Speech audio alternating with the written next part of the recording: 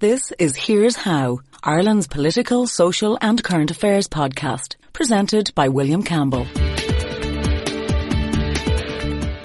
Thank you for downloading episode 37 of Here's How. Politicians use statistics the way that a drunk uses a lamppost, for support, not illumination. It's an old one, but sorting out the facts from the spin is no joke. In this podcast, I'm talking to a journalist who specialises in fact-checking the claims made by politicians.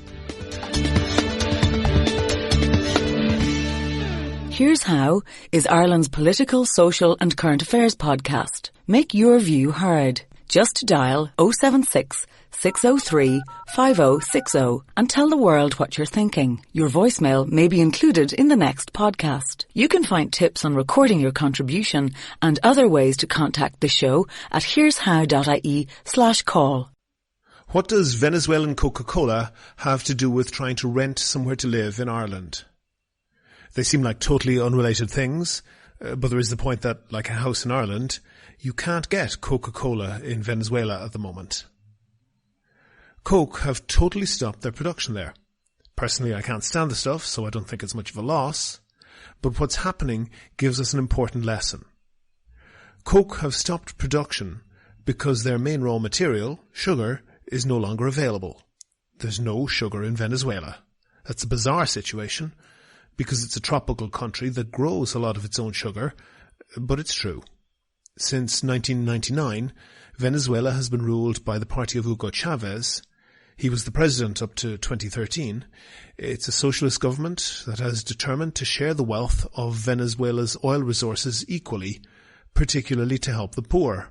Venezuela has the largest oil reserves of any country on earth. And that sounds good. It's a model that works well for Norway, but Venezuela isn't Norway. Like many Latin American countries, Venezuela has a chronic problem with corruption and incompetence in public office, filtering down through every organ of state. Chavez was elected largely because of the corruption of the previous regime, which delivered oil profits to its wealthy supporters. Chavez was, and still is, loved by the poor. But the economic mismanagement has hit the poor hard. Companies such as Bridgestone, Ford and Procter & Gamble have either pulled out or drastically cut back their operations in response to punitive taxes or regulations. There have been dramatic shortages of basic commodities. The price of toilet paper skyrocketed, so to protect the poor, the government introduced a subsidy. The result was that the shelves of the supermarkets were quickly bare, as people bought as much as they could, then smuggled it across the border to Colombia to sell at the regular price. And people who were slow on the mark had to do without or pay inflated black market prices. The government introduced extra border security to try to prevent abuses, but without much success. And the sugar? Sugar is a staple, the government decided. So they set a price control, a maximum price that you could sell sugar for. What happened should have been predictable. Farmers stopped growing sugar and switched to crops that weren't price controlled. And nobody would import any sugar because they would make little return, and they risked losing everything if the regulations changed again. This brings us to an iron law in economics. If the government prevents goods from being sold at their market price, they won't be sold at a lower price, they just won't be sold at all. It's rational. If a product commands a market price of, say, €100, but only costs €80 to produce, then the market will supply it because producers are tempted by that €20 profit. If the government manages to enforce a price of, say, €75, producers will just stop producing. But what if the government enforces a price of €85? There's still a profit, right? Why not produce for that lower profit? Life doesn't work like that. Producers will have other options. The farmers can grow something else. The multinationals can invest elsewhere. But what if everything is regulated? This leads to a police state where you have border guards searching for toilet paper in every car crossing the border.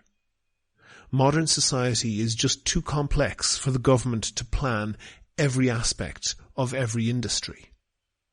and so to housing in Ireland.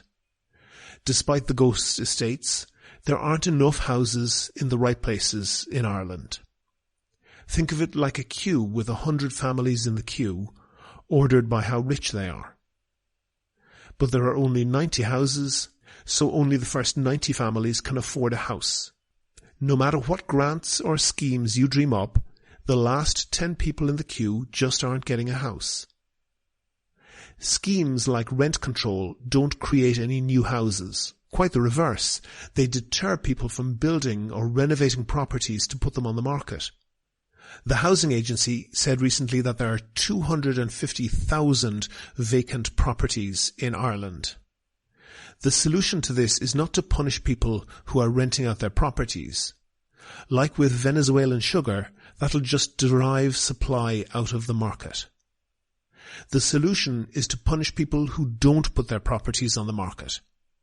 Vacant properties should attract a significant tax for as long as they're vacant, be they undeveloped zoned land or actual empty houses.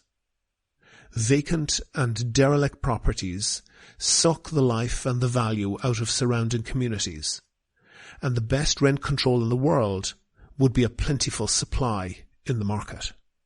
Do you agree? Do you disagree? If you want your point of view heard, dial 076 603 5060 and leave a contribution for the show. The lines are open 24/7 and you can find tips on how to record a good contribution and other ways to contact the podcast at here'show.ie/call. Dan McGill is a journalist with TheJournal.ie. He's on the line with me now on Skype from his home in the United States. And Dan, I was reading an article on the St. Vincent de Paul website. The headline on that is "Rural Fear Emphasizes Failure of Government Policy in Closing Garda Stations." And the thrust of the article is that people in rural Ireland are living in fear of crime following the round of closing minor Garda stations. You wrote an article for TheJournal.ie that seems to say they shouldn't be afraid. Can you sum up what the article said for me? Absolutely, William. Well, I don't know if I would say that the article says they shouldn't be afraid. Obviously, that's a very subjective thing. What the origins of the article basically were partly that there were a lot of claims being made by politicians. I wasn't actually familiar with the St. Vincent de Paul article, though it's very interesting. There were a lot of claims being made by politicians, primarily obviously opposition politicians, especially rural TDs, that the closure of the 139 Garda stations between 2012-2013 had caused an increase in crime, and that is something that is measurable. Now, this was helped along, I should say, by a reader who emailed factcheck@TheJournal.ie and asked for me to check this out, essentially. So at that stage, I thought I had no choice, really. So what I did was look into the data itself, and I found all of the recorded crime in every Garda division for every quarter between 2009 and 2015. And essentially analysed it, cross-referenced it with Garda divisions that had lost Garda stations during those two sort of waves of closures, and Garda divisions that had not lost any Garda stations during those closures. And essentially the analysis, I have to be honest, I was fairly surprised myself when I was crunching the numbers just initially on this. What I found was that, first of all, crime has gone down nationally between 2010, say, and 2015. It's gone down consistently every year on a national level.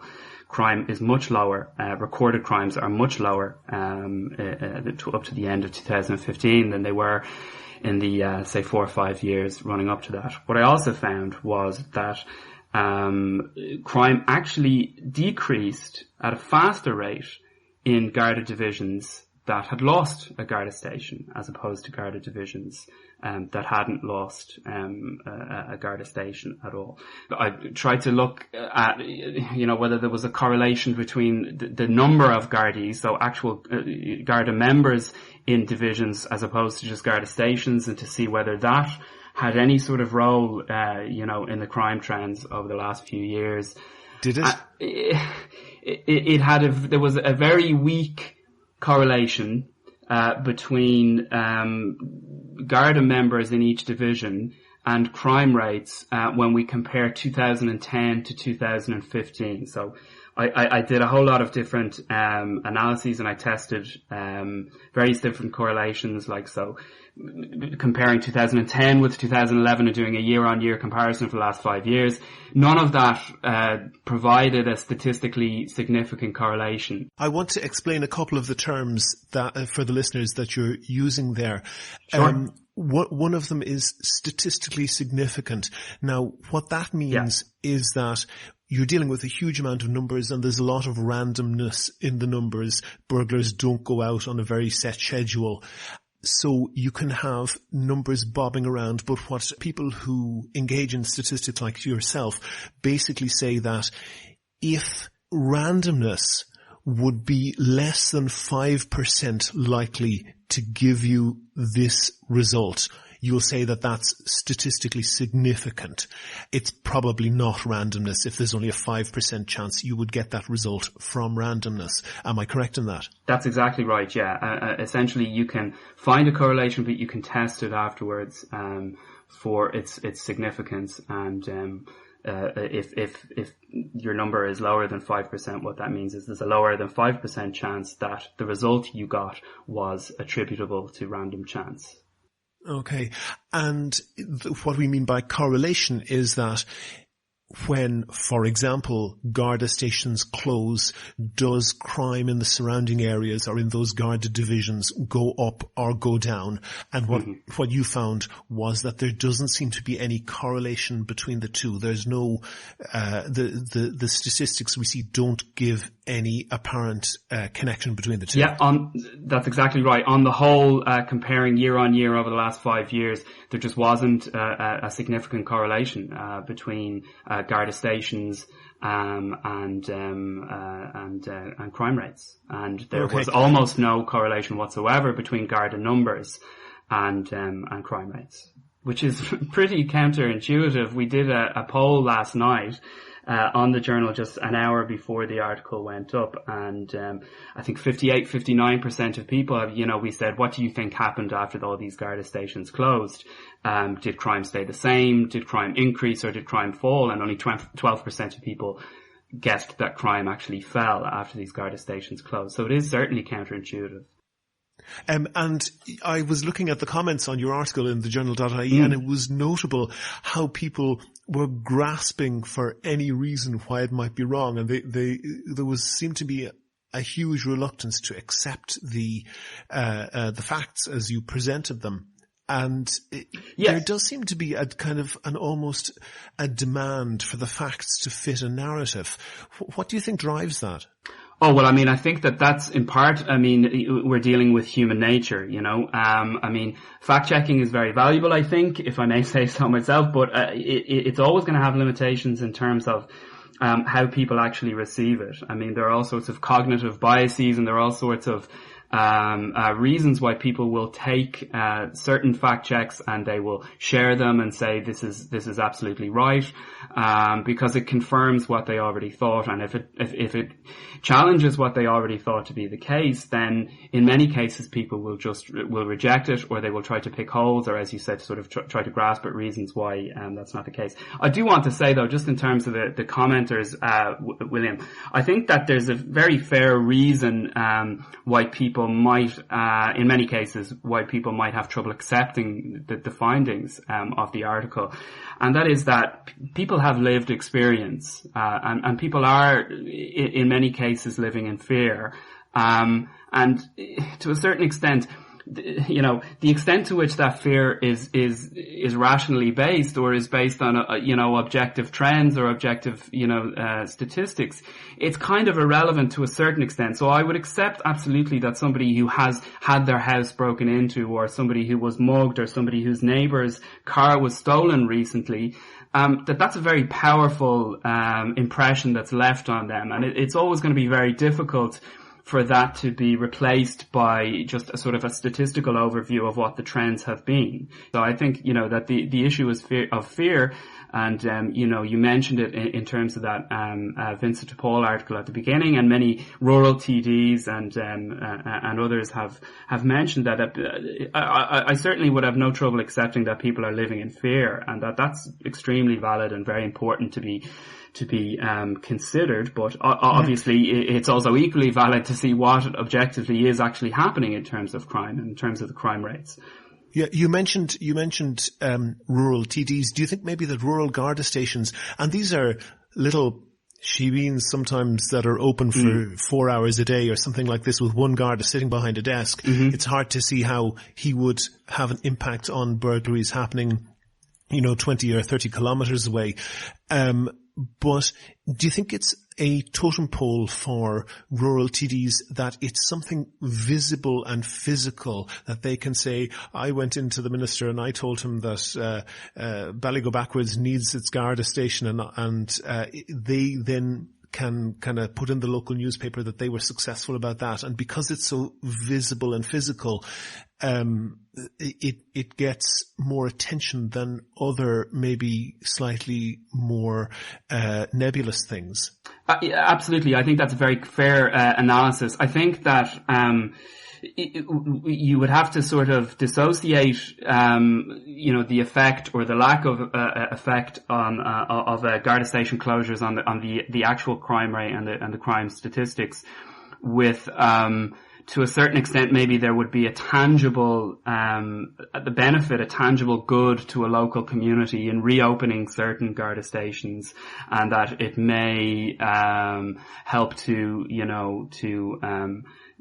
assuage some of the fears of the people in the local community, and to also possibly restore some pride in the local community, to help with, sort of the fabric of the local community and social life. And also that it may provide a sort of a gesture of faith. Again, these are all very intangible concepts, but provide a gesture of faith in An Garda Síochána itself. So, for example, we know that under the Programme for Government, which was negotiated, obviously, rural independent TDs played an absolutely crucial part in those negotiations. We know that 6 stations are to be reopened on a pilot basis to sort of see what the impact of that is on crime rates and crime trends in those local communities. And we know that the policing authority is to sort of undertake something of an audit in terms of trying to see where Garda district boundaries, Garda division boundaries might be strategically better, sort of redrawn and that type of thing. One other thing on that, do you get the sense sometimes that the issue of rural crime, rural burglaries, is sometimes used as code for problems with travellers?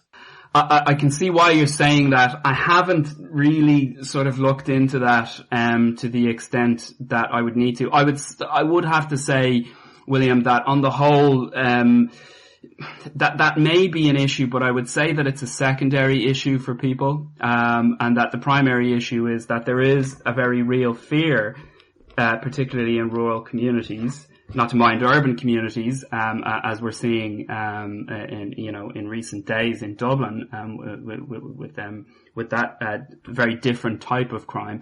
But I think that there is a very real fear in those communities about people travelling from different parts of the country out to the countryside, and there is a sense that they're taking advantage of a lack of an absence of Gardaí there. Now, those things to be measured and to be properly evaluated, we would really have to drill down much deeper into some of the different factors involved. All I can say at this point is I know that crime has gone down nationally over the last few years, and more specifically, crime went down in almost every area of the country after those station closures, those 2 rounds of station closures in 2012, 2013, and it went down most in areas that lost a Garda station. Now, the argument has been made, you were talking about, small Garda stations with maybe 1 Garda for 4 hours a day, manning the phones and manning the desk.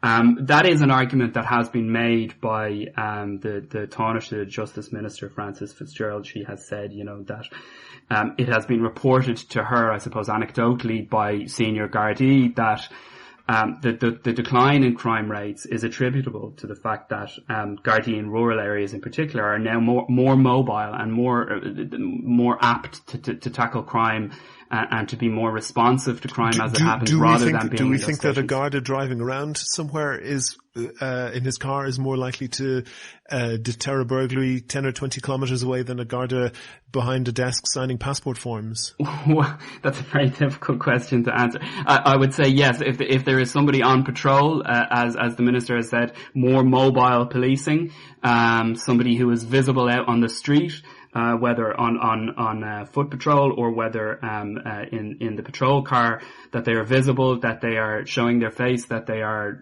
visible to the local community, that will allay fears and also might possibly dissuade potential burglars or dissuade potential criminals out in the local community. I can certainly see the logic of that argument.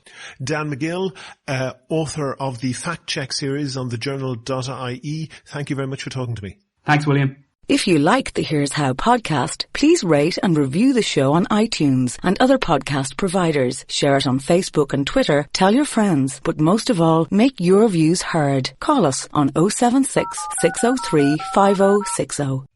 That's almost the end of episode 37 of Here's How, Ireland's political, social and current affairs podcast, published on the 1st of June 2016.